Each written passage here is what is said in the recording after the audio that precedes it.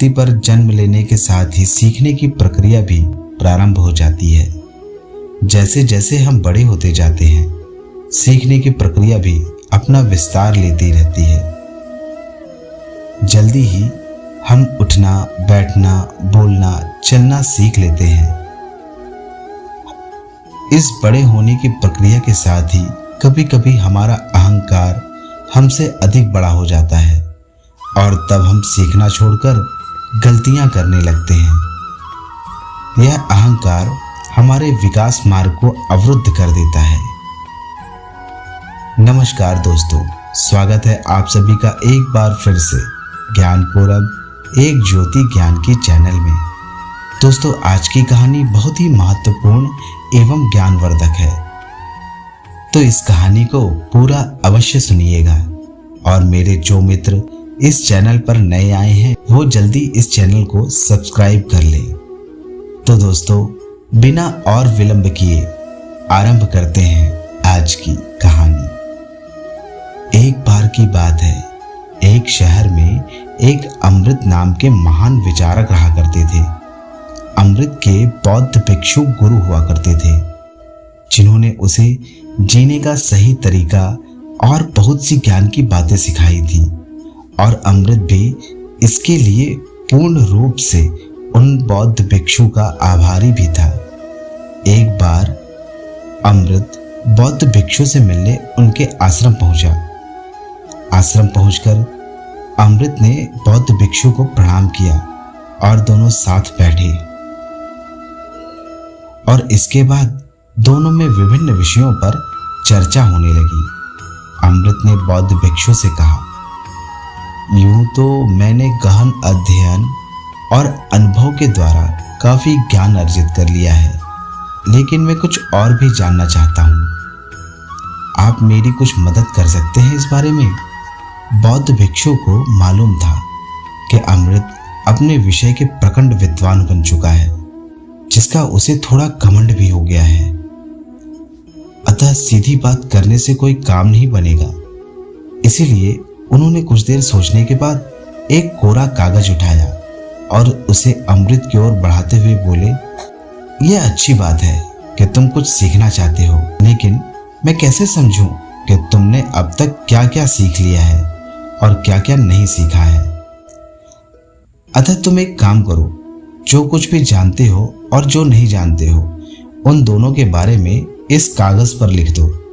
जो तुम पहले से ही जानते हो उसके बारे में चर्चा करना व्यर्थ है, और जो तुम नहीं जानते हो उस पर ही चर्चा करना ठीक रहेगा। बात एकदम सरल थी, लेकिन अमृत के लिए कुछ मुश्किल। उसका ज्ञानी होने का अभिमान धूमिल होता हुआ दिखाई दे रहा था। अमृत आत्मा और परमात्मा जैसे विषय के बारे में तो बहुत जानता था, लेकिन तत्व स्वरूप और भेद अभेद के बारे में उसने सोचा तक नहीं था। बौद्ध भिक्षु की बात सुनकर वो सोच में पड़ गया। काफी देर सोचने के बाद भी जब उसे कुछ समझ में नहीं आया, तो उसने वह कोरा कागज ज्यों का त्यों उठाकर बौद्ध भिक्षु की ओर बढ़ाते हुए उसने कहा, गुरुदेव, मैं तो कुछ भी नहीं जानता। आज आपने मेरी आंखें खोल दी। अमृत के विनम्रता पूर्वक कहे गए इन शब्दों से बौद्ध भिक्षु बेहद प्रभावित हुए और बोले, ठीक है, अब तुमने जानने योग्य पहली बात जान ली कि तुम कुछ नहीं जानते। यही ज्ञान की प्रथम सीढ़ी है। अब तुम्हें कुछ सिखाया और बताया जा सकता है। सीधी बात में कहा जाए तो खाली बर्तन को भरा जा सकता है, लेकिन अहंकार से भरे बर्तन में बूंद भर ज्ञान भरना संभव नहीं। अगर हम खुद को ज्ञान को ग्रहण करने के लिए तैयार रखें तो ज्ञानार्जन के लिए सुपात्र बन सकेंगे। ज्ञानी बनने के लिए जरूरी है कि मनुष्य ज्ञान को पा लेने का संकल्प ले, और वह केवल एक गुरु से ही स्वयं को न बांधे, बल्कि उसे जहां कहीं भी अच्छी बात पता चले उसे ग्रहण कर ले। किसी मनुष्य के अंदर अगर अहंकार का निवास होता है तो वो मनुष्य चारों ओर से हार जाता है। अहंकार इंसान को कभी ऊपर उठने नहीं देता। देवताओं का अहंकार भी टूट जाता है, तो हम मनुष्य क्या चीज है। मेरे दोस्त, अपने अंदर से अहंकार को निकालिए और अपने जीवन में आगे बढ़ते रहिए। अहंकार किस तरह से जीवन में दुख लाता है? यह माना जाता है कि हमारे जीवन में दुखद घटनाओं का असल वजह अहंकार है। अहंकार के कारण ही हम अपने को जीवन के हर क्षेत्र में उत्कृष्ट मानने लगते हैं। अहंकार के मद में चूर होकर हम दूसरों के अनुभवों और ज्ञान का उपयोग नहीं कर पाते। संसार के हर व्यक्ति में, चाहे वह कितना भी कमजोर या खराब क्यों ही ना हो, एक अनुकरणीय अच्छाई अवश्य होती है। उस अच्छाई को हम अपने अहंकार के कारण ना तो देख पाते हैं और ना ही उसे ग्रहण कर पाते हैं। हमारा अहम सदैव दूसरों की कमजोरी एवं बुराई को ही देखता है। अहम की अज्ञानता के कारण हम हमेशा दूसरों को नीचा दिखाने की कोशिश करते रहते हैं। अहंकारी हमेशा दूसरों को नीचे गिराकर ही आगे बढ़ने के बारे में सोचता है। जब कभी वह ऊंचाई पर पहुंचता है, उसका दंभ और भी बढ़ जाता है, पर ऐसे वक्त में वह भूल जाता है कि एक दिन जब उसका पतन होगा और वह नीचे गिरेगा तो उसका साथ देने वाला कोई भी नहीं होगा। वह अभागा अकेले ही अपने कष्टों को भोगता हुआ अपने पतन का शिकार हो जाता है। अहंकार हमारी पर्सनालिटी को उसी प्रकार धुंधला किए रहता है जैसे धधकते अंगारों पर जमी हुई राख की परत आंच की चमक को धुंधला किए रहती है। अपने पापों और गलतियों को हम हृदय से स्वीकार करते जाएं तो आगे हम इनकी पुनरावृत्ति से बच सकेंगे। गलतियों को मन से स्वीकार करने वाला क्षमा मांगकर पापों और अपराधों से बच जाता है।